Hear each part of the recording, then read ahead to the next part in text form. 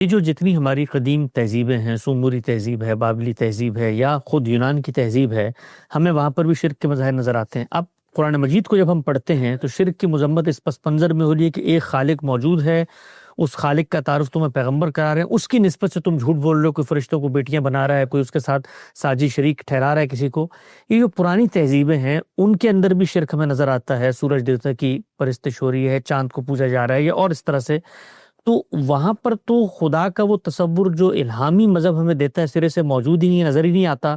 تو پھر جو نفی جس چیز کی قرآن مجید میں ہوئی ہے وہ اس خالق کے ساتھ تو کسی کو شریک ہی نہیں کر رہے۔ خود مثلا ارسطو اور افلاطون ہیں، ان کا اپنا جو پورا تصور جہان ہے اس میں تو ایک پیور ذات ہے، اس کے مظاہر دنیا بھر میں مجسم ہو گئے تو وہ بھی شرک کر رہے ہیں۔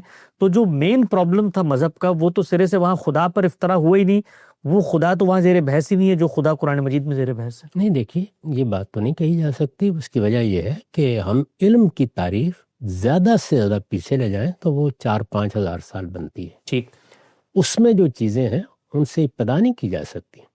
چنانچہ قرآن مجید نے اسی کے پیش نظر اس دنیا میں انسان کی تاریخ سنائی ہے۔ یہ بتایا ہے کہ اللہ کی دعوت، اللہ کا پیغام اور اللہ کی ہدایت یہ پہلے دن انسان کو دے دی گئی۔ ٹھیک، پہلا انسان آدم علیہ السلام تھے، وہ صرف پہلے انسان ہی نہیں تھے، وہ پہلے پیغمبر بھی تھے، اور پیغمبر کی حیثیت سے ان کو توحید بھی بتائی گئی، ان کو آخرت کا تعارف بھی کرایا گیا۔ اس لیے پوری انسانیت کے اندر یہی روایت پیدا ہوئی۔ اسی کو قرآن بیان کرتا ہے کہ کان الناس امۃ واحدہ، لوگوں نے اس کے بعد شرک ایجاد کیا۔ چنانچہ جتنی مشرک قومیں ہیں ان کے اندر ایک آسمانی خدا وہ ہمیشہ موجود رہا ہے، ہر جگہ موجود ہے۔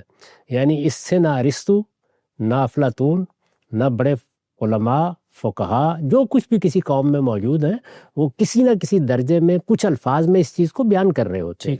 تو ذات باری کا تصور، یہ کہ اس کی صفات کیا ہیں، یہ کہ اس کے اوصاف کیا ہیں، ان کے بارے میں تو وہ وضوح آپ کو بعض اوقات نہیں ملتا جو مثال کے طور پر قرآن پیدا کرتا ہے یا الہامی کتابیں پیدا کرتی ہیں، لیکن یہ ساری چیزیں ملتی ہیں۔ ہندوؤں کو بھی آپ دیکھ لیں، ان کے ہاں بھی ایشور کا تصور پوری طرح موجود ہے، کوئی ایشور کا بت نہیں بنایا جاتا، کبھی اس کے بارے میں وہ تصورات نہیں پیدا کیے جاتے۔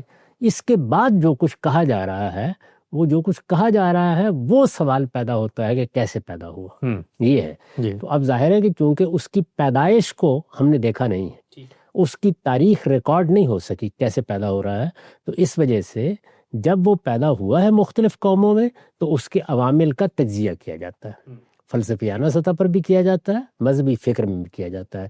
یہ شواہد سے تجزیہ ہے، اس معاملے میں کوئی معلومات کسی کے پاس نہیں ہے۔ یعنی ذات باری کا تصور یا اسکائی گاڈ کا تصور، آسمانی خدا کا تصور یا کائنات کے خالق کا تصور، یہ تو ہر جگہ موجود ہے۔ یعنی یہ تو آپ کو کسی تہذیب میں بھی یہ ختم ہوتا نظر نہیں آتا، لیکن یہ کہ اس کے بعد اس تصور کی معرفت کیا ہے، یعنی اس کی پہچان حقیقت میں کیا ہے، خرابی وہاں پیدا ہو رہی ہے، اور یا پھر اسی میں کہ اس نے اس کائنات سے اپنا رب پیدا کیا ہے۔ تو اب ظاہر ہے کیا ہوا ہے، خلق یا امر۔ تو خلق کے عمل میں اور امر کے نفاذ میں پھر لوگ مشرکین کے طریقے پر عقائد بناتے ہیں۔ تو اصل میں شرک اس طرح سمجھا جا سکتا ہے۔ تو میں نے عرض کیا کہ جو عوامل کی بحث ہے آپ کے کیسے پیدا ہوتا ہے، وہ ایسے نہیں ہے کہ ہم نے پیدائش دیکھ لی ہے، ہمارے سامنے پیدا ہو رہا ہے۔ ہاں، یہ ہم بتا سکتے ہیں کہ سیدنا مسیح نے جب دنیا میں توحید کی منادی کی تو ان کے ماننے والوں میں کیسے پیدا ہوا، وہ تو تاریخ کا بیان، تاریخ کا کل کا بیان ہے۔ رسالت میں آپ صلی اللہ علیہ وسلم نے جب توحید کی منادی کی تو آپ کے ماننے والوں میں شرک کی مختلف صورتیں کیسے در آئیں، یہ بتایا جا سکتا ہے۔